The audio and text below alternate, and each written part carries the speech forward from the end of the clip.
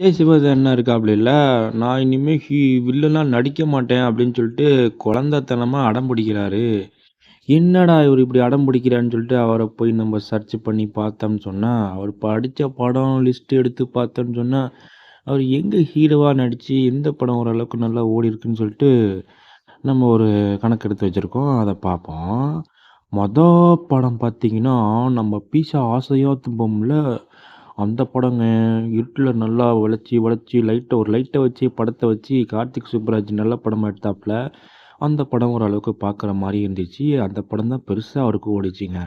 அந்த படத்த தொடர்ந்து, "இதற்கு தானே ஆசைப்பட்டா பாலகுமாரா" அந்த படமும் ஓரளவுக்கு நல்லா ஓடிச்சுங்க அவருக்கு.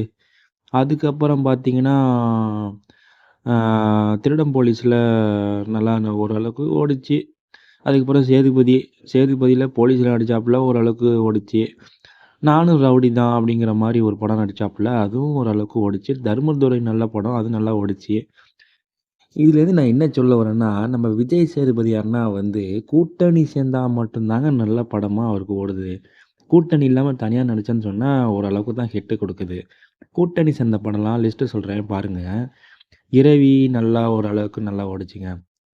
விக்ரம் வேதா, அதுக்கப்புறம் பேட்டா, அதுக்கப்புறம் பார்த்தீங்கன்னா மாஸ்டரு, அதுக்கப்புறம் நம்ம விக்ரம், அதுக்கப்புறம் விடுதலை, அதுக்கப்புறம் ஜவான், ஷாருக் கான் கூட கடைசியா நடிச்சிருக்கிறாப்புல.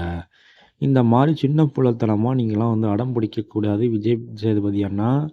நீங்க வந்து எப்போதுமே வந்து வில்லனாவே நடிங்க. அதுதான் உங்களுக்கு வந்து மவுஸா இருக்கும். நான் அதான் நெனைக்கிறேன். நீங்க என்ன நெனைக்கிறீங்கிறத கமெண்ட்ல தெரியப்படுத்துங்க. வீடியோ புடிச்சிருந்தா லைக் பண்ணுங்க, சப்ஸ்கிரைப் பண்ணுங்க.